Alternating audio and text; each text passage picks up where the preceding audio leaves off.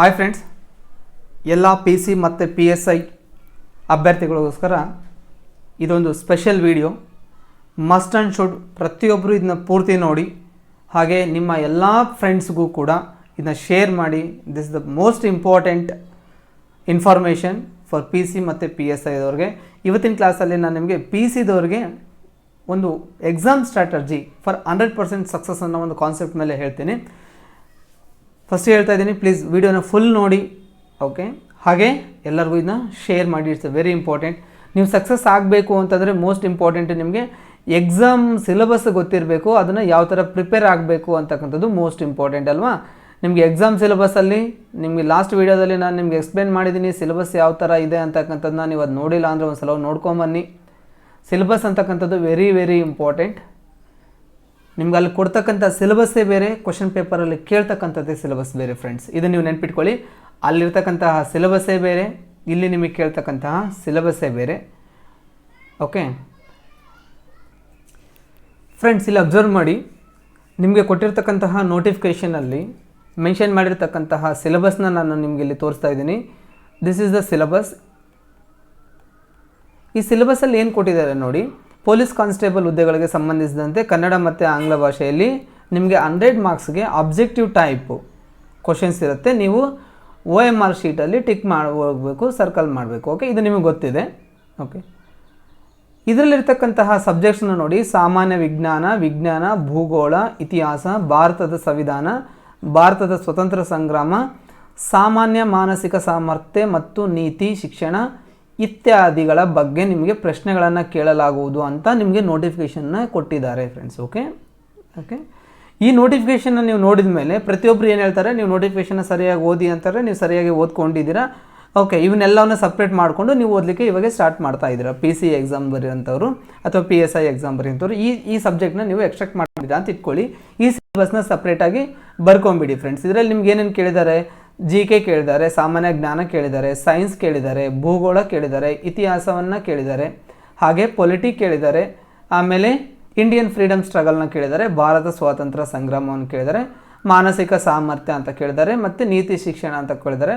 ನೀವು ಇದನ್ನು ನೋಡಿದಾಗ ನೀವೇನು ಮಾಡ್ತೀರಾ ಅಂತಂದರೆ ಮಾನಸಿಕ ಸಾಮರ್ಥ್ಯ ಇಲ್ಲಿ ಕೆಳಗಡೆ ಯಾವ ಬರ್ತಾ ಹೋಗ್ತಾವಲ್ಲ ಅದಕ್ಕೆಲ್ಲ ಕಡಿಮೆ ಪ್ರಿಫರೆನ್ಸ್ ಕೊಡ್ತೀರಾ, ಮೇಲಿಂದ ಜಾಸ್ತಿ ಪ್ರಿಫರೆನ್ಸ್ ಕೊಡ್ಕೊಂಡು ಓದ್ಕೊಂಡು ಬರ್ತೀರಾ. ಅಥವಾ ಕೆಲವೊಬ್ರು ಏನು ಮಾಡ್ತಾರೆ ಅಂದರೆ ಹಿಸ್ಟ್ರಿ, ಪೊಲಿಟಿ, ಜಿಯೋಗ್ರಫಿ ತುಂಬ ದೊಡ್ಡದಿದೆ ಅಂತೇಳಿ ಇದಕ್ಕೆ ಜಾಸ್ತಿ ಆದಂಥ ಮಹತ್ವವನ್ನು ಕೊಡ್ತೀರಾ ಫ್ರೆಂಡ್ಸ್. ಇದು ನನ್ನ ಒಂದು ಸ್ಟೂಡೆಂಟ್ಸು ಕೂಡ ಭಾಳ ಜನ ನಮಗೆ ಫೀಡ್ಬ್ಯಾಕ್ ಕೊಟ್ಟಿರ್ತಕ್ಕಂಥದ್ದು. ಬಟ್ ನೀವು ಇದನ್ನು ಯಾವ ಥರ ಸ್ಟ್ರಾಟಜಿ ಮಾಡಬೇಕಂದ್ರೆ ನೀವು ಕ್ವಶನ್ ಪೇಪರ್ನ ನೋಡಿಕೊಂಡು ಸ್ಟ್ರಾಟಜಿ ಮಾಡಿದ್ರೆ ತುಂಬ ಉತ್ತಮ. ಇದು ಯಾಕೆ ಅಂತ ಹೇಳ್ತೀನಿ ಕೇಳಿ. ಇಲ್ಲಿ ಈ ಒಂದು ಪೇಪರ್ನ ನಾನು ಇವತ್ತು ಅನಲೈಸಿಸ್ ಮಾಡ್ತಾ ನಾನು ನಿಮಗೆ ಸಿಲೆಬಸ್ನ ಪರ್ಫೆಕ್ಟ್ ಸಿಲೆಬಸ್ನ ಕೊಡ್ತೀನಿ. ಇದನ್ನ ಸರಿಯಾಗಿ ಅರ್ಥ ಮಾಡ್ಕೊಳ್ಳಿ, ಓಕೆ? ಕ್ವಶನ್ ನೋಡಿ ಯಾವ ಥರ ಇದೆ. ಫಸ್ಟಿಗೆ ನೀವು ಕ್ವಶನ್ಸ್ ನೋಡ್ತಾ ಹೋಗೋದಾದರೆ ಒಂದೇ ಒಂದು ಕ್ವಶನ್ ಇದು ಕಂಪ್ಯೂಟರ್ ಬಗ್ಗೆ ಕೇಳಿದ್ದಾರೆ, ಬಿಟ್ಬಿಡಿ. Will come back to that. ಈ next Minamata's disease is caused by which metal ಅಂತ ಹೇಳಿ ಕೇಳಿದ್ದಾರೆ. ಮೀನಮಾಟ ಅಂತಕ್ಕಂಥ ಒಂದು ರೋಗ ಅದು. ಸೊ ರೋಗ ಅಂದ ತಕ್ಷಣ ನೀವು ಎಲ್ಲಿಗೆ ಬರ್ತೀರಾ? Again you will come back to science, okay? ಇಲ್ಲಿ ನೀವು ಸೈನ್ಸ್ ಅಂತಕ್ಕಂಥದ್ದನ್ನ ನೀವು ಬರ್ಕೊತೀರಾ ಅಂತಂದರೆ, ವಿಜ್ಞಾನ ಅಂತ ನೀವು ಬರ್ಕೊತೀರ ಅಂದರೆ ಈ ವಿಜ್ಞಾನದಲ್ಲಿ ಮತ್ತೆ 3 ಇದ್ದಾವೆ: ಫಿಸಿಕ್ಸು, ಕೆಮಿಸ್ಟ್ರಿ ಹಾಗೂ ಬಯೋಲಜಿ. ಇವು 3 ಕೂಡ ಸ್ಟಡಿ ಮಾಡಬೇಕು. ಬಟ್ ಇವು ಯೂಶ್ವಲಿ ಹೆಂಗಿರುತ್ತೆ ಅಂದರೆ ಕರೆಂಟ್ ಅಫೇರ್ಸ್ ರಿಲೇಟೆಡ್ ಕ್ವಶನ್ಸು ಜಾಸ್ತಿ ಕೇಳ್ತಾರೆ, ಕೆಲವೊಂದು ಸ್ಟ್ಯಾಟಿಕ್. ಇದು ಮೀನಮಾಟ ಅಂತೇಳಿ ನಿಮಗೆ ಸ್ಟ್ಯಾಟಿಕ್ ಸಿಲೆಬಸ್ಗಳಲ್ಲಿ ಕೂಡ ನೀವು ಬೇಸಿಕ್ ಓದಿದರೆ.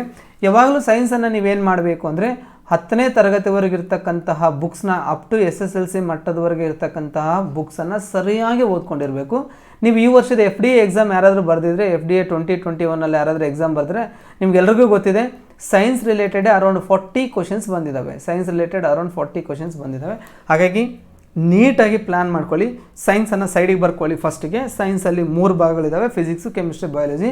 ನೀವು SSLC ಇರ್ತಕ್ಕಂತಹ ಟೆಕ್ಸ್ಟ್ ಬುಕ್ನ ನೀಟಾಗಿ ಓದ್ಕೊಂಡ್ಬಿಟ್ರೆ ಸದ್ಯಕ್ಕೆ ಅಷ್ಟು ಸಾಕು.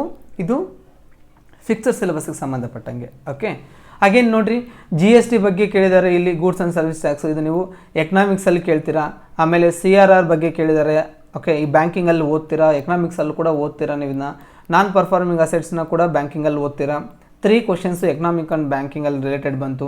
ಹಾಗೇನು ಇಲ್ಲಿ ನಮಗೆ ಫುಡ್ ಚೈನ್ ಬಗ್ಗೆ ಕೇಳಿದ್ದಾರೆ, ದಟ್ ಈಸ್ ಜಿಯೋಗ್ರಫಿಯಲ್ಲಿ ಮತ್ತೆ ಇನ್ನೊಂದು ಪಾರ್ಟ್ ಬರುತ್ತೆ ಇದಕ್ಕೆ, geography plus ecology and environment and ecology ಅಂತ ಹೇಳಿ. ಅಂದರೆ ನೀವು ಭೂಗೋಳನೂ ಓದಬೇಕು, ಭೂಗೋಳದಲ್ಲೇ ನಮ್ಮ ನಮ್ಮ ಪ್ರಪಂಚದ ಬಗ್ಗೆ ಅಂದರೆ ವಾಯುಗುಣ ಇರ್ಬೋದು, ವಾಯುಗೋಳ ಬಗ್ಗೆ ಇರ್ಬೋದು. ಓಕೆ, ಇದನ್ನೇನು ಓದ್ತಿರಲ್ಲ ಅದು ಒಂದು ಸಪ್ರೇಟ್, ಇದು ನೀಟಾಗಿ ಬರ್ಕೊಳ್ಳಿ. Okay, so again blood group, which blood group is called universal donor ಅಂತೇಳಿ ಇದನ್ನ ಸೈನ್ಸಲ್ಲಿ ನೀವು ಓದ್ಕೊಂಡು ಬರ್ತೀರಾ. ಟೈಡಲ್ ಎನರ್ಜಿ ಜಿಯೋಗ್ರಫಿಯಲ್ಲಿ ಓದ್ಕೊಂಡು ಬರ್ತೀರಾ. ಓಕೆ, ನೆಕ್ಸ್ಟು ಸಕ್ಕರೆಯನ್ನು ಆಲ್ಕೋಹಾಲ್ ಆಗಿ ಪರಿವರ್ತಿಸೋ ಪ್ರಕ್ರಿಯೆಯನ್ನು ಏನಂತ ಕರಿತೀರಾ? That is the conversion of sugar into alcohol is called. Okay, next ಇದು ಸೈನ್ಸಲ್ಲಿ ನೋಡ್ತೀರಾ. Again micronutrient necessary developing growth and well being of the plant. Again ಇದನ್ನು ಎಕಾಲಜಿ ಆ್ಯಂಡ್ ಎನ್ವೈರನ್ಮೆಂಟಲ್ಲಿ ಓದ್ತೀರಾ. ಸಿ ಫ್ರೆಂಡ್ಸ್, ನಿಮಗೆ ಅಲ್ಲಿ ಸಿಲೆಬಸ್ ಕೊಟ್ಟಿರೋದೇ ಬೇರೆ, ಇಲ್ಲಿ ಆಗ್ತಾ ಇರ್ತಕ್ಕಂಥದ್ದೇ ಬೇರೆ. ಓಕೆ, ಅಗೇನ್ ಇದು ಸೈನ್ಸ್ ಬಗ್ಗೆ ಕೇಳಲಾಗಿದೆ ಕ್ವಶನು. ನಾವು ಅಪ್ ಟು ಇವಾಗ 12th ಬಂದಿದ್ದೀವಿ. ಇದನ್ನು ನೋಡಿ, ಇದು ಕರೆಂಟ್ ಅಫೇರ್ಸ್ ರಿಲೇಟೆಡ್ ಕ್ವಶನ್ ಇದೆ. ಯಾವುದ್ರ ಬಗ್ಗೆ ಇದೆ? ಕರೆಂಟ್ ಅಫೇರ್ಸ್ ರಿಲೇಟೆಡ್ ಕ್ವಶನ್ ಇದೆ. Again the Rajesh solar power plant, ಇದು ಕರೆಂಟ್ ಅಫೇರ್ಸ್ ರಿಲೇಟೆಡ್ ಕ್ವಶನ್ಸ್ ಇದೆ. ನೆಕ್ಸ್ಟು ಇದು ಸೈನ್ಸ್ ಬಗ್ಗೆ ಕ್ವಶನ್ ಕೇಳಲಾಗಿದೆ ಇಲ್ಲಿ. Again this is the physics. Okay, next again this is ಎಕನಾಮಿಕ್ಸಲ್ಲಿ ಅಥವಾ ಬ್ಯಾಂಕಿಂಗಲ್ಲಿ ಎರಡನ್ನೂ ನೀವು ಕಂಬೈನ್ ಮಾಡಿ ಓದ್ಕೊಂಡ್ರೆ ಕನ್ಫ್ಯೂಸ್ ಆಗಲ್ಲ. Again this is related to current affairs. Okay, next geography ಮೇಲೆ ಕೇಳಿದ್ದಾರೆ. ಆಮೇಲೆ ಕರೆಂಟ್ ಅಫೇರ್ಸ್ನಲ್ಲಿ ಇತ್ತೀಚೆಗೆ ನ್ಯೂಸಲ್ಲಿದೆ 2019-20 ಬಿಕಾಸ್ ಆಫ್ ಕೋವಿಡ್. ಈ ಕ್ವಶನ್ ಪೇಪರಲ್ಲಿ ಕೋವಿಡ್ಗೆ ಸಂಬಂಧಪಟ್ಟಂಗೆ ಅಟ್ಲೀಸ್ಟ್ ಒಂದು 5 ಕ್ವಶನ್ಸ್ ಆದರೂ ಬರುತ್ತೆ, ನೀವು ನೋಡ್ತಾ ಹೋಗ್ರಿ. ICMR ಅಂದರೆ ಏನು ಅಂತ ಲಾಂಗ್ ಫಾರ್ಮ್ ಕೇಳಿದ್ದಾರೆ. ಅಗೇನ್ ಇದು ಯಾವ ಒಂದು which of the following is not A viral disease ಅಂತ ಕೇಳಿದ್ದಾರೆ. ಇದು ನೋಡಿದ ತಕ್ಷಣ ತುಂಬ ಜನ ಕೋವಿಡ್ ಅಂತ ಆಗಿ ಬಂದುಬಿಟ್ಟಿದ್ದಾರೆ. ಕೋವಿಡ್ ಇರ್ತಕ್ಕಂಥದ್ದು ವೈರಸ್ ಅಂತ ಇವ್ರೇನು ಕೇಳಿದ್ದಾರೆ ನೋಡಿ ಇಲ್ಲಿ, ನಾಟ್ ಎ ವೈರಲ್ ಡಿಸೀಸ್ ಅಂದರೆ ವೈರಸ್ಸಿಂದ ಯಾವುದು ಡಿಸೀಸು ಇದರಲ್ಲಿ ವೈರಸ್ಸಿಂದ ಬರಲ್ಲ ಅಂತ ಕೇಳಿದ್ದಾರೆ.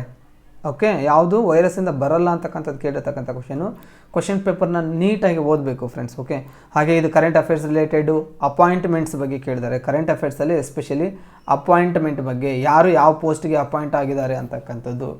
ಓಕೆ, ಆಮೇಲೆ ಇದು ಕೂಡ current affair related last year ಇತ್ತು. ನಮಸ್ತೆ Trump rally was held in which of the following city ಅಂತ ಹೇಳಿ ಟ್ರಂಪು ಭಾರತಕ್ಕೆ ಬಂದಾಗ ಈ ಒಂದು ಕಾನ್ಸೆಪ್ಟ್ನ, ಈ ಒಂದು ಹೆಡ್ಲೈನ್ ಅಂಡರಲ್ಲಿ ಒಂದು ರ್ಯಾಲಿಯನ್ನು ಆರ್ಗನೈಸ್ ಮಾಡಿದ್ರು. ಅದು ಎಲ್ಲಿ ಅಂತಕ್ಕಂಥದ್ದು current affairs related.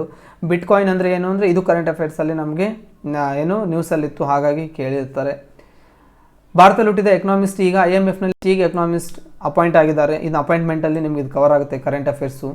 Which of the following is not a right pair, ಯಾವುದು ಸರಿಯಾದಂತಹ ಜೋಡಿ ಅಲ್ಲ ಅಂತ. Again this is related to science and technology. ಇವೆಲ್ಲ ನಿಮಗೆ ಅದರಲ್ಲಿ ಕೊಟ್ಟಿಲ್ಲ. ನಿಮಗೆಲ್ಲರಿಗೂ ನೀವು ಸಿಲೆಬಸ್ ನೋಡಿದ್ರೆ ಅದರೆಲ್ಲ ಕೊಟ್ಟಿದ್ದಾರೆ, ಇವೆಲ್ಲ ಏನೂ ಕೊಟ್ಟಿರಲ್ಲ. ನೀವು ಕಾನ್ಸಂಟ್ರೇಷನ್ ಮಾಡ್ತಕ್ಕಂಥದ್ದೇ ಬೇರೆ, ಕ್ವಶನ್ ಪೇಪರಲ್ಲಿ ನಡೀತಕ್ಕಂಥದ್ದೇ ಬೇರೆ. ಹಾಗಾಗಿ ಸ್ಟೂಡೆಂಟ್ಸು ಕಡಿಮೆ ಜನ ಸಕ್ಸಸ್ ಆಗ್ತಾರೆ, ಯಾಕಂದರೆ ನಿಮಗೆ ಸರಿಯಾದಂತಹ ಗೈಡೆನ್ಸ್ ಇಲ್ಲ ಅಂತ ಹೇಳ್ಬಿಟ್ಟು. ಓಕೆ, ಸೊ ನಾನು ನಿಮಗೆ ಸರಿಯಾಗಿ ಗೈಡ್ ಮಾಡ್ತೀನಿ, what to study and what not to study and how much to study ಅಂತ ಹೇಳಿ, ಯಾವುದನ್ನು ಓದಬೇಕು ಯಾವುದನ್ನು ಓದಬಾರ್ದು ಮತ್ತು ಎಷ್ಟು ಓದಬೇಕು ಅಂತಕ್ಕಂಥದ್ದನ್ನ ನಾವು ಈವನ್ ನಮ್ಮ ಆಫ್ಲೈನ್ ಕ್ಲಾಸಸ್ಸಲ್ಲಿ ಕೂಡ ನಾನು ಸ್ಟಾರ್ಟ್ ಮಾಡಿದ್ದೀನಿ. Okay, you can join for that also. ಆಮೇಲೆ ಇಂಡಿಯನ್ ನ್ಯಾಷನಲ್ ಕಾಂಗ್ರೆಸ್ ಎಲ್ಲಿ ಇದಾಯಿತು ಅಂತ ಹೇಳಿ, Olympics to be held in 2020 was postpone ಆಯಿತು. ಲಾಸ್ಟ್ ಇಯರ್ ಪೋಸ್ಟ್ಪೋನ್ ಆದರೂ ಅದನ್ನ ಯಾವಾಗ ಮಾಡ್ತಾರೆ ಅಂತಕ್ಕಂಥದ್ದು 2021 ಪೋಸ್ಟ್ಪೋನ್ ಆಗಿತ್ತು, ಅದನ್ನ ಎಲ್ಲಿ ಮಾಡ್ತಾರೆ ಅಂತ ಕ್ವಶನ್ ಕೇಳಿದ್ರು last year. This is related to current affairs. This is also related to current affairs question. Hong Kong reason was previously administrate. This is also related, ಯಾಕಂದರೆ current affairs related. Next Disha police station ಅಂತೇಳಿ, ಇದು current affairs related. ಆಮೇಲೆ Rohingya migrants, ಈ Rohingya ವಲಸಿಗರು ಅಂತಕ್ಕಂಥದ್ದು ಯಾವ ಮೂಲ ಸ್ಥಾನದ ದೇಶಗಳಿಂದ ಇದ್ದಾರೆ ಅಂತಕ್ಕಂಥದ್ದು. ಇದು ಇತ್ತೀಚೆಗೆ ಮ್ಯಾನ್ಮಾರ್ನಲ್ಲಿ ಅತಿ ಹೆಚ್ಚಾಗಿ ನ್ಯೂಸಲ್ಲಿತ್ತು. ಲಾಸ್ಟ್ ಇಯರಲ್ಲಿ ತುಂಬ ಗಲಭೆಗಳಲ್ಲಿ ನಡೀತಾ ಇದ್ವು, ಹಾಗಾಗಿ ಈ ಕ್ವಶನನ್ನು ಕೇಳಿದ್ದಾರೆ. ಓಕೆ, ನೆಕ್ಸ್ಟು ಕೋವಿಡ್-19 ಸಂಬಂಧಪಟ್ಟಂಗೆ ಯಾವ ಆ್ಯಪು ಇದರಲ್ಲಿ ಅಲ್ಲ ಅಂತ ಕೇಳಿದ್ದಾರೆ. ಇದರಲ್ಲಿ ಯಾವ್ಯಾವುದು ಕೋವಿಡ್ಗೆ ಇದೆಯೋ ಅದನ್ನ ಬಿಟ್ಟು ಯಾವುದಲ್ಲ ಅಂತಕ್ಕಂಥದ್ದನ್ನ ನೀವು ಟಿಕ್ ಮಾಡಬೇಕಿತ್ತು. ಹಾಗೇನು ಇಲ್ಲಿಂದ ನೋಡಿ, ದಿಸ್ ಈಸ್ ರಿಲೇಟೆಡ್ ಟು, ಇಲ್ಲಿಂದ ನಿಮಗೆ ಮೆಂಟಲ್ ಎಬಿಲಿಟಿ ಅಥವಾ ಕ್ವಾಂಟಿಟೇಟಿವ್ ಆಪ್ಟಿಟ್ಯೂಡ್ ಅಂತ ಏನು ಕರಿತೀವಲ್ಲ, ಮೆಂಟಲ್ ಎಬಿಲಿಟಿ ಮತ್ತು ರೀಸ್ನಿಂಗು. ಓಕೆ, ಇದ್ರ ಮೇಲೆ ಕ್ವಶನ್ಸ್ ಬರ್ತಾ ಹೋಗುತ್ತೆ. 1, 2, 3. ಓಕೆ, ಇದು ಚೀಫ್ ಡಿಫೆನ್ಸ್ ಬಗ್ಗೆ ಕೇಳ್ತಾರೆ. ನಿಮಗೆ ಆರ್ಮಿ, ನೇವಿ ಮತ್ತು ಏರ್ಫೋರ್ಸ್ ಯಾವುದಾದ್ರೂ ಕೇಳ್ಬೋದು. ಲೈನ್ ಆಫ್ ಆ್ಯಕ್ಚುಯಲ್ ಕಂಟ್ರೋಲ್, ಇದನ್ನು ನೀವು ಜಿಯೋಗ್ರಫಿಯಲ್ಲಿ ಕೂಡ ಓದ್ತೀರಿ, ಯಾವುದಾದ್ರೂ ಮಧ್ಯೆ ಇದೆ ಅಂಥೇಳಿ. LOC ಮತ್ತು LAC ಅಂತೇಳಿ ಲೈನ್ ಆಫ್ ಕಂಟ್ರೋಲ್ ಮತ್ತು ಲೈನ್ ಆಫ್ ಆ್ಯಕ್ಚುಯಲ್ ಕಂಟ್ರೋಲ್ ಅಂತೇಳಿ, ಇದು ಪಾಕಿಸ್ತಾನ ಜೊತೆಗೆ, ಇದು ಚೀನಾ ಜೊತೆಗೆ ಇರತಕ್ಕಂಥದ್ದು. ಆಮೇಲೆ in recent innovative contest dare to dream ಅಂತಕ್ಕಂಥದ್ದು ಒಂದು ಸ್ಪರ್ಧೆಯನ್ನು ಮಾಡಿದರು. ಯಾರು ಮಾಡಿದರು ಅಂತಕ್ಕಂಥದ್ದನ್ನ ಕ್ವಶನ್ ಕೇಳಿದ್ದಾರೆ. ಓಕೆ, ಕ್ವಶನ್ಸ್ ತುಂಬ ಈಸಿ ಅನಿಸುತ್ತೆ, ಬಟ್ ನೀವು ಚೆನ್ನಾಗಿ ಓದ್ಕೊಂಡವ್ರಿಗೆ, ಸ್ಟ್ರಾಟರ್ಜಿ ಮೇಲೆ ಓದ್ಕೊಂಡವ್ರಿಗೆ it is very very easy paper. Okay, but ತುಂಬ ಜನಕ್ಕೆ ಇದು ಟಫ್ ಅನಿಸುತ್ತೆ, ಯಾಕೆಂದರೆ ಅವ್ರಿಗೆ ಸರಿಯಾದಂಥ ವೇನಲ್ಲಿ ನೀವು ಪ್ರಿಪೇರ್ ಆಗಲ್ಲ. ಹಾಗೇನು ಇಲ್ಲಿ ನಿಮಗೆ ಕ್ವಾಂಟ್ ಮೆಂಟಲ್ ಎಬಿಲಿಟಿ ಕ್ವಶನ್ಸ್ ಬರ್ತಾ ಹೋಗುತ್ತೆ. ಓಕೆ, ಇವೆಲ್ಲ mental ability questions up to 50ವರೆಗೂ, ಅಂದರೆ ಮೋರ್ ದೆನ್ 15ಇಂದ 20 ಕ್ವಶನ್ಸ್ನ ನಾವು ಎಕ್ಸ್ಪೆಕ್ಟ್ ಮಾಡ್ಬೋದು. ಆಮೇಲೆ ಇದು current affairs related according to report of the national, ಇದು NCERT, ಇದು ರೀಸೆಂಟಾಗಿ ನ್ಯೂಸಲ್ಲಿರುತ್ತೆ ಲಾಸ್ಟ್ ಇಯರಲ್ಲಿ, ಹಾಗಾಗಿ ಕೇಳಿದ್ದಾರೆ. ನೆಕ್ಸ್ಟ್ ಪಂಚಶೀಲ ತತ್ವಗಳ ಬಗ್ಗೆ ಕೇಳಿದ್ದಾರೆ. ಆಮೇಲೆ ಇಲ್ಲಿಂದ ಕೆಲವೊಂದು ನಿಮಗೆ ಆ ಆ್ಯಕ್ಟ್ಸ್ ಬಗ್ಗೆ ಕೇಳ್ತಾರೆ, ಯಾವ ಒಂದು ಆ್ಯಕ್ಟ್ಸ್ನ ಕೇಳಿದರು ಅಂತಕ್ಕಂಥದ್ದು. ಆಮೇಲೆ ಹಿಸ್ಟ್ರಿ ಸ್ಟಾರ್ಟ್ ಆಗಿದೆ. ಆಮೇಲೆ important days. Okay, who is known as the father of economics. Okay, ಈ ಕ್ವಶನ್ ಕೇಳಿದ್ದಾರೆ economics related. International court of justice ಎಲ್ಲಿದೆ ಅಂತಕ್ಕಂಥದ್ದು, ಇದು ಒಂದು ಯುನೈಟೆಡ್ ನೇಷನ್ಸ್ನ ಅಂಗಸಂಸ್ಥೆಗಳಲ್ಲಿ ಇದು ಒಂದು ಬರುತ್ತೆ. ಅದರ ಒಂದು ಇದೆಲ್ಲಿದೆ, ಹೆಡ್ ಕ್ವಾರ್ಟರ್ ಎಲ್ಲಿದೆ ಅಂತಕ್ಕಂಥದ್ದನ್ನ ಕ್ವಶನ್ ಕೇಳಿದ್ದಾರೆ. ಓಕೆ, ನೆಕ್ಸ್ಟು ಅಗೇನ್ ನೀವು come back to GI tag ಅಂದರೆ ಏನು, ಜಿಯೋಗ್ರಫಿಕಲ್ ಇಂಡಿಕೇಶನ್ ಟ್ಯಾಗ್ ಅಂತ ಕೇಳ್ತೀವಿ. 2020ಯಲ್ಲಿ ತುಂಬ ನ್ಯೂಸಲ್ಲಿತ್ತು ಇದು, ಯಾಕಂದರೆ ನಮ್ಮ ಇಂಡಿಯಾದಲ್ಲಿ ಮೋರ್ ದ್ಯಾನ್ 5 ಇವಕ್ಕೆ GI ಟ್ಯಾಗ್ ಕೊಟ್ಟಿದ್ದರು. ಯಾವ್ಯಾವ ರಾಜ್ಯದಿಂದ ಯಾವುದಾದ್ರು ಬಂದಿತ್ತು, ಆಂಧ್ರ ಪ್ರದೇಶದಿಂದ ಯಾವ ಬಂದಿತ್ತು, ಕರ್ನಾಟಕದಿಂದ ಯಾವ ಬಂದಿತ್ತು, ಓಕೆ, ಡಿಫ್ರೆಂಟ್ ಸ್ಟೇಟ್ಸಿಂದ ಟೋಟಲ್ ಒಂದು 5 ಏನೋ ಇತ್ತು. ತುಂಬ ಇಂಪಾರ್ಟೆಂಟ್, ಭಾಳ ನ್ಯೂಸಲ್ಲಿತ್ತು. ಹಾಗಾಗಿ ಆ ಕ್ವಶನ್ ಕಂಪಲ್ಸರಿ ಈ ಥರದಂಥ ಕ್ವಶನ್ಸ್ ಕೇಳ್ತಾರೆ. ನೆಕ್ಸ್ಟು ಕರ್ನಾಟಕ ರತ್ನ ಅಂತೇಳಿ ಯಾರಿಗೆ ಇತ್ತೀಚೆಗೆ ಕರ್ನಾಟಕ ರತ್ನ ಪ್ರಶಸ್ತಿ ಕೊಟ್ಟರು ಅಂತಕ್ಕಂಥದ್ದನ್ನು ಕೇಳಿದ್ದಾರೆ.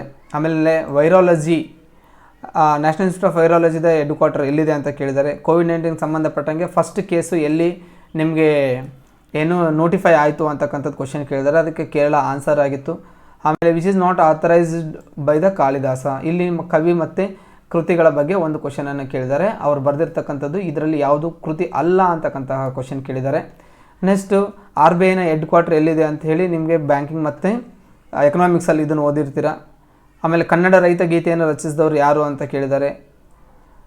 ಆಮೇಲೆ ಅಗೇನ್ ಜಿಯೋಗ್ರಫಿ ರಿಲೇಟೆಡು, ವಾತಾವರಣದಲ್ಲಿ ಅತ್ಯಂತ ಹೇರಳವಾಗಿ ಪ್ರಸ್ತುತವಾಗಿರತಕ್ಕಂತಹ ಅನಿಲ ಯಾವುದು ಅಂತಕ್ಕಂಥದ್ದನ್ನ ಕ್ವಶನ್ ಕೇಳಿದ್ದಾರೆ.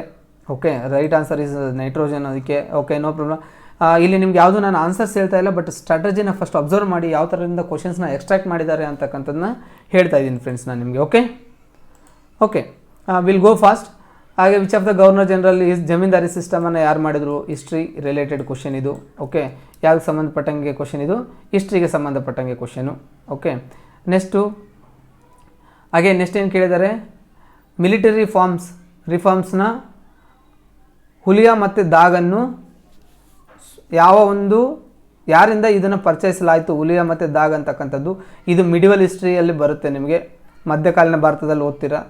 ಆಮೇಲೆ 7 ವರ್ಷಗಳ ಯುದ್ಧ ನಡೀತು ಯಾವುದ್ಯಾವುದ್ರ ಮಧ್ಯದಲ್ಲಿ ಅಂತ ಕೇಳಿದರೆ 756ಇಂದ 63ವರೆಗೂ ನಡೀತಕ್ಕಂಥ ಯುದ್ಧಗಳು ಯಾರ ಮಧ್ಯೆ ನಡೀತು ಅಂತಕ್ಕಂಥದ್ದು. ಬ್ಲ್ಯಾಕ್ ರೂಮ್ ಟ್ರಾಜಿಡಿ ಅಂತಕ್ಕಂಥದ್ದು ಯಾಕೆ ನಡೀತು ಅಂತ, ಇದರಿಂದಾಗಿಯೇ ಒಂದು ಯುದ್ಧ ಹಿಸ್ಟ್ರಿಯಲ್ಲಿ ಬಹಳ ಮುಖ್ಯವಾದಂಥ ಯುದ್ಧ ಕೂಡ ಬರುತ್ತೆ, ನಾನು ನಿಮ್ಗೆ ಅದು ಹೇಳ್ತೀನಿ. ನೆಕ್ಸ್ಟು ಮಹಾತ್ಮ ಗಾಂಧೀಜಿಯವರು ಯಾವ ವರ್ಷದಲ್ಲಿ ನಾನ್ ಕೋಆಪರೇಟಿವ್ ಮೂವ್ಮೆಂಟನ್ನು ಪ್ರಾರಂಭಿಸಿದ್ರು ಅಂತಕ್ಕಂಥದ್ದು. ಐರನ್ ಮ್ಯಾನ್ ಆಫ್ ಇಂಡಿಯಾ ಅಂತ ಯಾರನ್ನ ಕರಿತೀವಿ. ಇದರಲ್ಲಿ ಕೊಟ್ಟಿರ್ತಕ್ಕಂಥದ್ರಲ್ಲಿ ನೀವು ರಾಂಗ್ ಆನ್ಸರ್ನ ಚೂಸ್ ಮಾಡಿ. ವಿಜಯನಗರ ರಾಜ್ಯಕ್ಕೆ ಸಂಬಂಧಪಟ್ಟಂಗೆ ಇಲ್ಲಿ ಹಿಸ್ಟ್ರಿ ಕ್ವಶನ್ಸ್ನ ಕೇಳಲಾಗಿದೆ ಕೆಲವೊಂದು. ಆಮೇಲೆ ಭಕ್ತಿ ಮೂಮೆಂಟು, ಓಕೆ, ಈ ಮಧ್ಯಕಾಲದಲ್ಲಿ ಬರ್ತಕ್ಕಂತಹ 12ನೇ ಶತಮಾನದಲ್ಲಿ ಬರ್ತಕ್ಕಂತಹ ಭಕ್ತಿ ಮೂಮೆಂಟ್ ಬಗ್ಗೆ ಕೇಳಿದ್ದಾರೆ. ಹಾಗೆ ಈಗ ಸರಿಯಾದ ಜೋಡಿಯನ್ನು ಆಯ್ಕೆ ಮಾಡಿ ಅಂತ ಹೇಳಿ ಆಗುಂಬೆ ಘಾಟ್, ಶಿರಡಿ ಘಾಟ್, ಹುಲಿಕಲ್ ಘಾಟ್ ಮತ್ತು ಚಾರ್ಮಾಡಿ ಘಾಟ್ ಅಂತ ಇವು 4 ಇದ್ದಾವೆ. ಇವು 4 ಕಂಪಲ್ಸರಿ ಯಾವುದಾದ್ರೂ ಒಂದು ಕಾಂಪಿಟೇಟಿವ್ ಎಕ್ಸಾಮಲ್ಲಿ ಕೇಳ್ತಾರೆ. ಈಗ ಇವನ್ನ ಯಾವುದ್ಯಾವ್ದ್ರ ಮಧ್ಯೆ ಇದು ಲಿಂಕ್ ಮಾಡುತ್ತೆ ಅಂತಕ್ಕಂಥದ್ದನ್ನ ಇದನ್ನ ಹೇಗೆ ನೆನ್ಪಿಟ್ಕೋಬೇಕು ಅನ್ನೋದು ಕೂಡ ನಾನು ಕ್ಲಾಸಸ್ಸಲ್ಲಿ ಹೇಳ್ತೀನಿ, don't worry. Which of the river is famously called as the Niagara of the ಕರ್ನಾಟಕದ ನಯಾಗ್ರಾ ಅಂತ ಹೇಳಿ ಯಾವುದನ್ನು ಕರಿತೀವಿ ಅಂತೇಳಿ ಇದಕ್ಕೆ ತುಂಬ ಜನಕ್ಕೆ ಆನ್ಸರ್ ಗೊತ್ತಿರುತ್ತೆ. ಆಮೇಲೆ ಶ್ರೀರಂಗಪಟ್ಟಣ ಒಪ್ಪಂದ ಅಂತಕ್ಕಂಥದ್ದು ಯಾವ ಯುದ್ಧದಲ್ಲಿ ನಡೀತು, ಹಿಸ್ಟ್ರಿ ಓದ್ತೀರಾ ಮಾಡರ್ನ್ ಹಿಸ್ಟ್ರಿಯಲ್ಲಿ. Which of the following is not man made cause of occurrence of the floods. Okay, floods ಅಂದರೆ ನಿಮಗೆ ಯಥೇಚ್ಛವಾಗಿ ಈಗ ಮಳೆ ಬಂದು ಎಲ್ಲ ಕೊಚ್ಕೊಂಡು ಹೋಗ್ತಾ ಇರ್ತದಲ್ಲ, ಪ್ರವಾಹಗಳು ಅಂತ ಏನು ಕರಿತೀವಲ್ಲ, ಅವಕ್ಕೆ ಕಾರಣ ಏನು ಅಂತಕ್ಕಂಥದ್ದು. Again this is related to ecology and environment ಬಗ್ಗೆ ಸಂಬಂಧಪಟ್ಟಂಗೆ. ಆಮೇಲೆ ಇದು ನಿಮಗೆ ಎನ್ವೈರನ್ಮೆಂಟ್ಗೆ ಸಂಬಂಧ, ಭೂಗೋಳದಲ್ಲಿ ನಮಗೆ ವಾಯುಗೋಳ ಅಂತ ಓದಿದಾಗೆ ನೀವು ಇದನ್ನು ಓದ್ತೀರಾ. ಆಮೇಲೆ ಲಾಂಗೆಸ್ಟ್ ನ್ಯಾಷನಲ್ ಹೈವೇ ಅಂತಕ್ಕಂಥದ್ದು ಜಿಯೋಗ್ರಫಿಯಲ್ಲೇ ಓದ್ತೀವಿ ನಾವು. ಓಕೆ, ಆಮೇಲೆ ಗ್ರೀನ್ ರೆವಲ್ಯೂಷನ್ ಅಂತಕ್ಕಂಥದ್ದು ಯಾವ ಒಂದು ಇದ್ರ ಮೇಲೆ ಸಂಬಂಧಪಟ್ಟಿತ್ತು ಅಂತಕ್ಕಂಥದ್ದು ಇಲ್ಲಿ ನಿಮಗೆ ಗ್ರೀನ್ ರೆವಲ್ಯೂಷನ್, ಆಮೇಲೆ ಕೆಲವೊಂದು ಕ್ರಾಂತಿಗಳೆಲ್ಲ ಏನು ಬರ್ತಾವಲ್ಲ ಆ ಕ್ರಾಂತಿಗಳು ಇಂಪಾರ್ಟೆಂಟು, ಅವು ಯಾವುದಕ್ಕೆ ಸಂಬಂಧಪಟ್ಟಿರ್ತಕ್ಕಂಥದ್ದು ನಾವು ನೋಡ್ಕೊಂಡಿರಬೇಕು. ಆಮೇಲೆ ಇದರಲ್ಲಿ ಯಾವುದರ ರೂಪಾಂತರ ಸಾಧ್ಯ, ಓಕೆ, ಟ್ರಾನ್ಸ್ಫಾರ್ಮೇಷನ್, ಮೆಟಾಫಾರ್ಮಿಸಮ್ ಯಾವುದರಲ್ಲಿ ಆಗುತ್ತೆ ಅಂತಕ್ಕಂಥದ್ದನ್ನ ಇನ್ನು ನಾವು ಶಿಲೆಗಳಲ್ಲಿ ಓದ್ತೀವಿ. ಯಾವುದರಲ್ಲಿ ಈಗ ಜಿಯೋಗ್ರಫಿಯಲ್ಲಿ ಓದಬೇಕಾದ್ರೆ ಇದನ್ನು ನಾವು ಓದ್ತೀವಿ. ಹಾಗೆ ಪಾಕ್ ಸ್ಟ್ರೇಟ್ ಅಂತಕ್ಕಂಥದ್ದು ಎಲ್ಲಿ ಬರುತ್ತೆ ಅಂತಕ್ಕಂಥದ್ದು ಭಾಳ ಇಂಪಾರ್ಟೆಂಟು, ಯಾವ್ಯಾವ ದೇಶಗಳ ಮಧ್ಯೆ ಬರ್ತಕ್ಕಂಥದ್ದು ಅಂತಕ್ಕಂಥದ್ದನ್ನ ಓದ್ತೀವಿ ನಾವು. Next which of the following statement is not correct ಅಂತ ಕೇಳಿದರೆ ಇದು ರಿಲೇಟೆಡ್ ಟು ಪಾಲಿಟಿ. ಇಲ್ಲಿಂದ ನಿಮಗೆ ಪಾಲಿಟಿ ಕ್ವಶನ್ಸ್ ಬಂದಿದ್ದಾವೆ.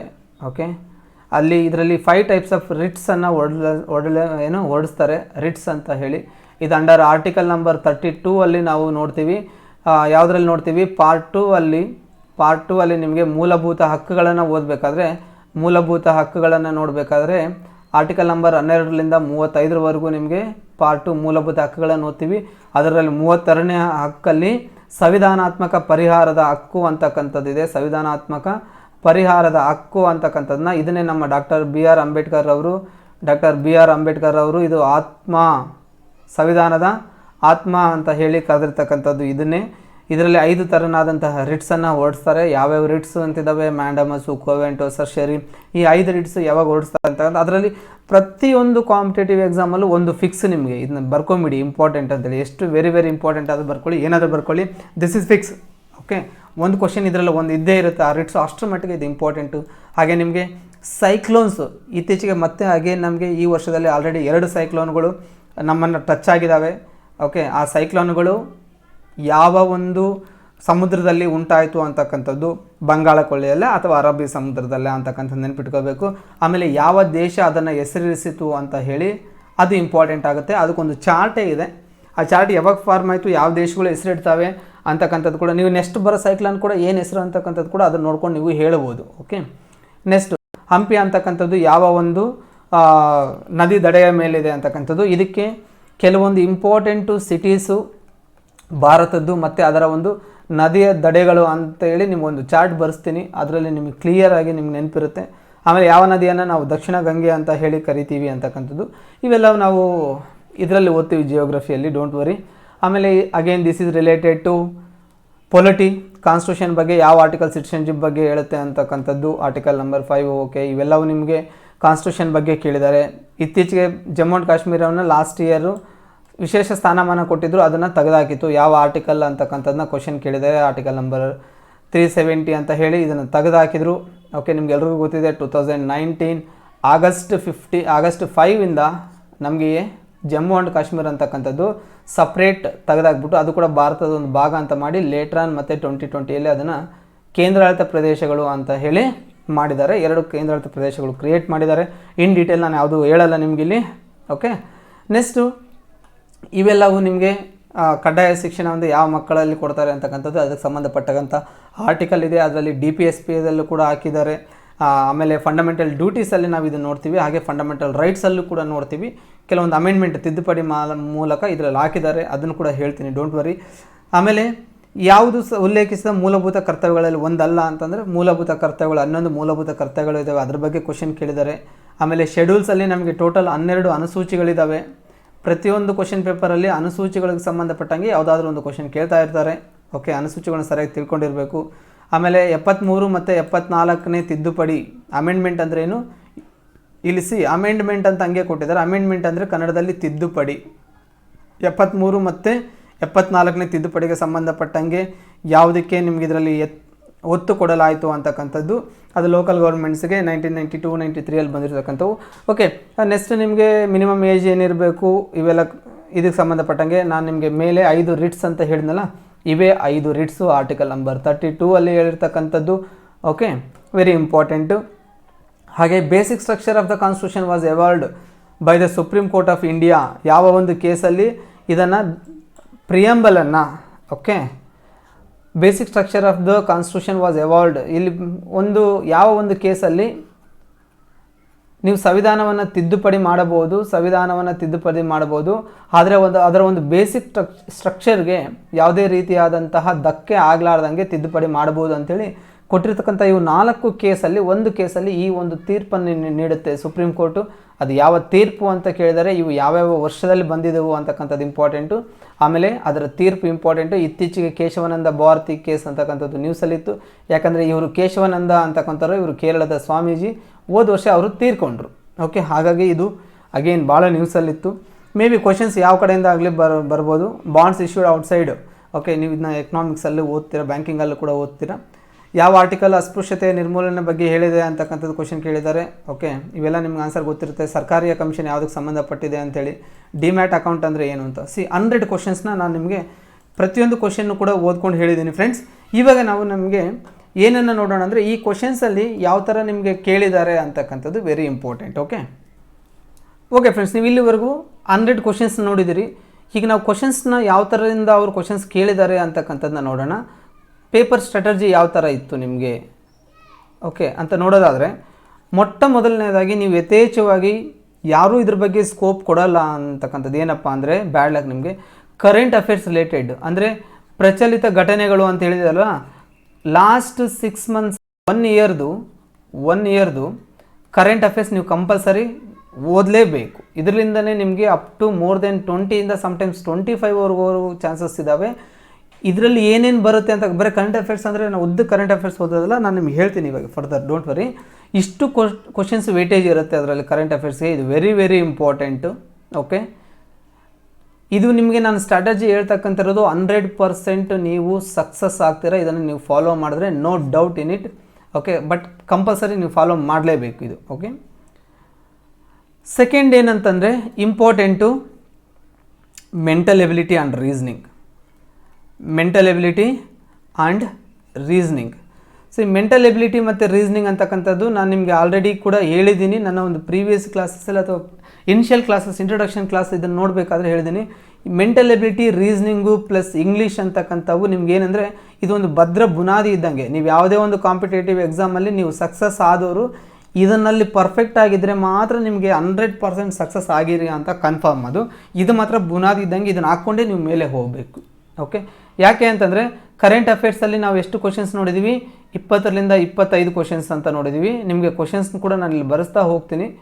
ಸಮ್ಟೈಮ್ ಮ್ಯಾಕ್ಸಿಮಮ್ 20ವರೆಗೂ ಹೋಗ್ಬೋದು ಅಥವಾ 25ವರೆಗೂ ಹೋಗ್ಬೋದು. ಇದರಲ್ಲಿ 15 ಕ್ವಶನ್ಸ್ ಅಂತೂ ಕಂಪಲ್ಸರಿ ಬಂದೇ ಬರುತ್ತೆ. 12ರಿಂದ 15 ಕ್ವಶನ್ಸ್ ಅಂತ ಇವು ಅಂದ್ಕೊಳ್ಳಿ.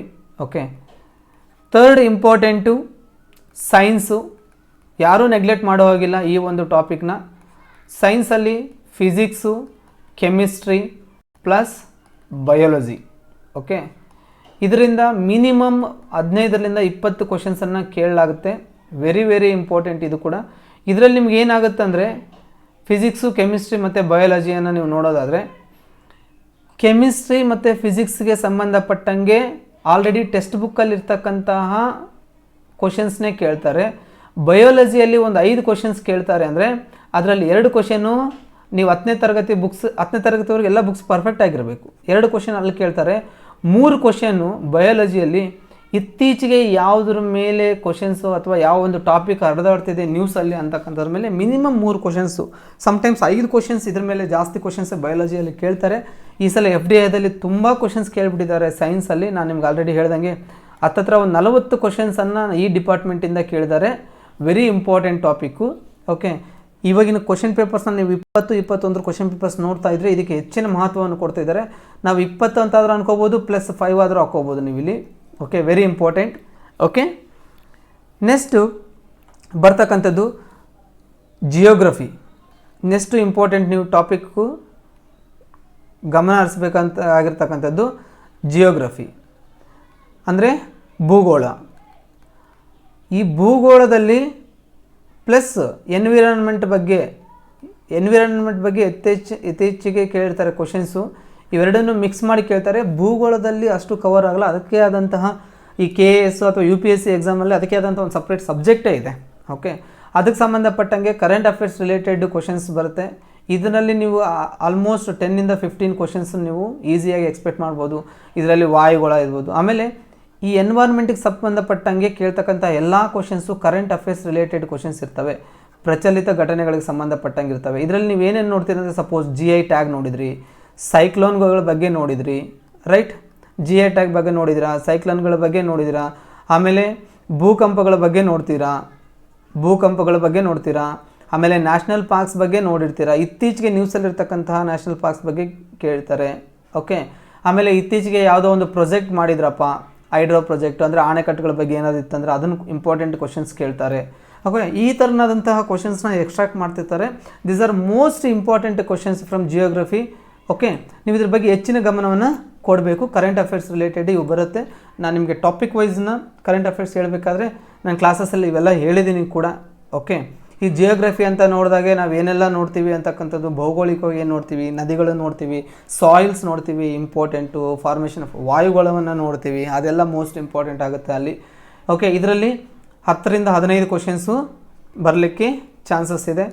ನೆಕ್ಸ್ಟು ಇಂಪಾರ್ಟೆಂಟ್ ಟಾಪಿಕ್ಕು ಎಕನಾಮಿಕ್ಸ್ ಮತ್ತು ಬ್ಯಾಂಕಿಂಗು. ತುಂಬ ಜನ ಇದನ್ನು ನೆಗ್ಲೆಕ್ಟ್ ಮಾಡ್ತಾರೆ. ತುಂಬ ಬೇಸಿಕ್ ಕ್ವಶನ್ಸ್ ಕೇಳ್ತಾರೆ. ಓಕೆ, ಪಿ ಸಿಯಲ್ಲಿ ಬೇಸಿಕ್ ಕ್ವಶನ್ಸ್ ಕೇಳ್ತಾರೆ. ಇದರಲ್ಲಿ ಕೂಡ ಏನಾಗುತ್ತೆ ಅಂದರೆ most of the things current affairs related ಇರುತ್ತೆ, ಹಾಗೆ ಟೆಕ್ಸ್ಟ್ ಬುಕ್ನಲ್ಲಿರ್ತಕ್ಕಂತಹ ಇದರಿಂದ ಕೂಡ ಕೇಳ್ತಾರೆ. ಇದರಲ್ಲಿ ನೀವು 10ರಿಂದ 12 ಕ್ವಶನ್ಸ್ನ ಎಕ್ಸ್ಪೆಕ್ಟ್ ಮಾಡ್ಬೋದು. ನೀವು ಪೇಪರ್ನ ಅನಾಲಿಸಿಸ್ ಮಾಡಿದ್ರೆ you will get. Okay, at least ನಿಮ್ಗೆ 10 ಕ್ವಶನ್ಸ್ ಅಂತೂ ಇವೆರಡನ್ನೂ ಮಿಕ್ಸ್ ಮಾಡಿಕೊಂಡ್ರೆ ಕಂಪಲ್ಸರಿ ಸಿಕ್ಕೇ ಸಿಗುತ್ತೆ. 10ರಿಂದ 12 ಕ್ವಶನ್ಸ್ ಸಿಗುತ್ತೆ.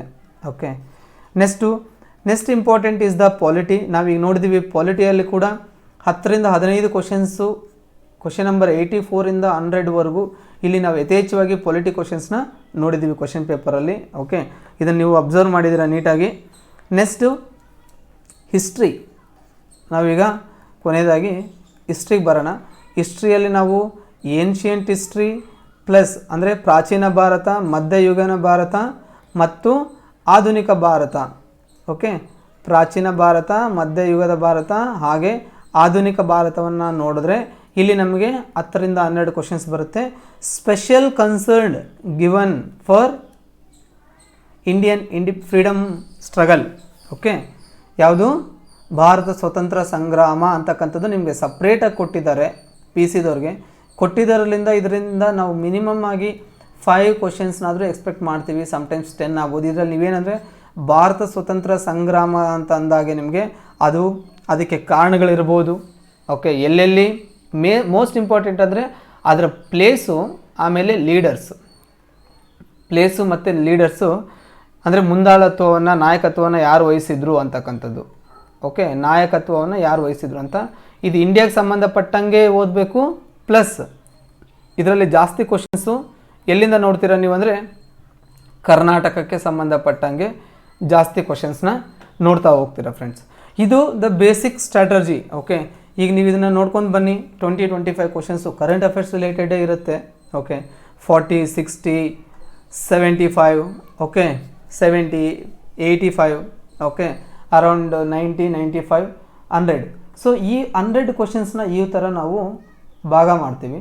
ಸೊ ಟೋಟಲಾಗಿ 100 ಕ್ವಶನ್ಸ್ ಬರುತ್ತೆ. ಸೊ 100 ಕ್ವಶನ್ಸ್ನ ಈ ಥರ ನಾವು ಡಿವೈಡ್ ಮಾಡ್ಕೊಂಡಿರ್ತೀವಿ. ಇದನ್ನು ನೀವು ಸರಿಯಾಗಿ ಬರ್ಕೊಳ್ಳಿ. ಈ ಒಂದು ಸ್ಟ್ರಾಟಜಿನ ನೀವು ಫಾಲೋ ಮಾಡಿದರೆ 100% ನೀವು ಸಕ್ಸಸ್ ಆಗೇ ಆಗ್ತೀರಾ friends. This is the strategy. ನಿಮ್ಮ ನೆಕ್ಸ್ಟ್ ವೀಡಿಯೋದಲ್ಲಿ ನಾನು again come up with another question ಪೇಪರ್ನು ಕೂಡ ತೊಗೊಂಡು ಇದೇ ಥರ ನಿಮ್ಗೆ ಅನಲೈಸ್ ಮಾಡಿ ತೋರಿಸ್ತೀನಿ ನಿಮಗೆ ಯಾವ ಥರ ಕ್ವಶನ್ಸು ಈ ಒಂದು ನಾನು ಹೇಳ್ತಕ್ಕಂತಹ ಪಾಯಿಂಟಲ್ಲಿ. ಸರ್ ನೀವು ಒಂದೇ ಕ್ವಶನ್ ಪೇಪರ್ ನೋಡಿದ್ರಾ, ಇದರಲ್ಲಿ ಹಿಂಗಿರುತ್ತೆ, ಬೇರೆದ್ರಲ್ಲಿ ಹಿಸ್ಟ್ರಿ ಕ್ವಶನ್ಸ್ ಕೇಳಿದ್ದಾರೆ ಅಂತಕ್ಕಂಥದ್ದು ಕೇಳ್ಬೋದು, ಕೆಲವರು ಪೊಲಿಟಿ ಕೇಳ್ಬೋದು. ನಾನು ಅದರ ವೇಟೇಜ್ ಕೂಡ ಇಲ್ಲಿ ನಾನು ಹೇಳಿದ್ದೀನಿ ಆವ್ರೇಜ್ ಆಗಿ. ತುಂಬ ಇಂಪಾರ್ಟೆಂಟ್ ಆದಂಥ ವಿಡಿಯೋ. ಐ ರಿಕ್ವೆಸ್ಟ್ ಪ್ರತಿಯೊಬ್ಬರಿಗೂ ಕೂಡ ನೀವು ಈ ವಿಡಿಯೋನ ಶೇರ್ ಮಾಡಬೇಕು. ನಿಮ್ಮ ಫ್ರೆಂಡ್ಸ್ಗೆ ಎಲ್ಲರಿಗೂ ಶೇರ್ ಮಾಡಿ. ಯಾರು PCPSCಗೆ ಪ್ರಿಪೇರ್ ಆಗ್ತಿರೋ ಅಟ್ಲೀಸ್ಟ್ ನಿಮ್ಮ ಕಡೆಯಿಂದ ಈ ಹೆಲ್ಪ್ ಆಯಿತು ಅಂದ್ರೆಗಿನ ಅವರು ನಿಮ್ಮನ್ನು ನೆನೆಸ್ತಾರೆ ಫ್ರೆಂಡ್ಸ್. ಪ್ರತಿಯೊಬ್ಬ ಸ್ಟೂಡೆಂಟ್ಗೂ ಇದು ನನ್ನ ಇಂಟೆನ್ಷನ್ ಅಥವಾ ನನ್ನ ಒಂದು ಗೋಲ್. ಪ್ರತಿಯೊಬ್ಬ ಸ್ಟೂಡೆಂಟ್ಗೂ ರೀಚ್ ಆಗಬೇಕು. ಯಾರು ಹಾರ್ಡ್ ವರ್ಕ್ ಮಾಡ್ತಾಯಿದ್ರು, ರಿಮೋಟ್ ಪ್ಲೇಸಲ್ಲಿ ಕುಂತ್ಕೊಂಡು ಪ್ರಿಪೇರ್ ಆಗ್ತಿದ್ರು, ಈ ಸ್ಟ್ರಾಟಜಿನ ಫಾಲೋ ಮಾಡಿ 100% ನೀವು ಸಕ್ಸಸ್ ಆಗ್ತೀರಾ. ಕೊನೆಯದಾಗಿ ನಿಮ್ಗೆ ಏನಾದರೂ ಈ ಸಬ್ಜೆಕ್ಟ್ಸ್ ಬಗ್ಗೆ ಡೌಟ್ ಇತ್ತು ಅಂತಂದರೆ ನಮ್ಮ ಚಾನಲ್ಗೆ ಕಾಂಟ್ಯಾಕ್ಟ್ ಮಾಡಿ, ಅಥವಾ ನಾನು ಒಂದು ನಂಬರ್ ಕೊಡ್ತೀನಿ. ಈ ನಂಬರ್ಗೆ ನೀವು ವಾಟ್ಸಪ್ ಮಾಡಿ 7483022327. ಈ ನಂಬರ್ಗೆ ನೀವು ಟೆಕ್ಸ್ಟ್ ಮೆಸೇಜು ಅಥವಾ ವಾಟ್ಸಪ್ಪಲ್ಲಿ ಕಳಿಸಿದರೆ, ವಾಟ್ಸಪ್ಪಲ್ಲಿ ನೀವು ನನಗೆ ಮೆಸೇಜ್ ಕಳಿಸಿದರೆ ಪ್ರತಿಯೊಬ್ಬರಿಗೂ ನಾನು ತಪ್ಪದೇ ರಿಪ್ಲೈ ಮಾಡ್ತೀನಿ ಫ್ರೆಂಡ್ಸ್. ನಿಮ್ಗೆ ಯಾವುದೇ ಒಂದು ಟಾಪಿಕ್ಕು, ನಿಮ್ಗೆ ಯಾವ ಟಾಪಿಕ್ ಟಫ್ ಅನಿಸುತ್ತೋ ಆ ಟಾಪಿಕ್ ಸಂಬಂಧಪಟ್ಟಂಗೆ ಸ್ಪೆಷಲ್ ವೀಡಿಯೋಸ್ ಮಾಡ್ತೀನಿ ಫ್ರೆಂಡ್ಸ್. Okay, thank you.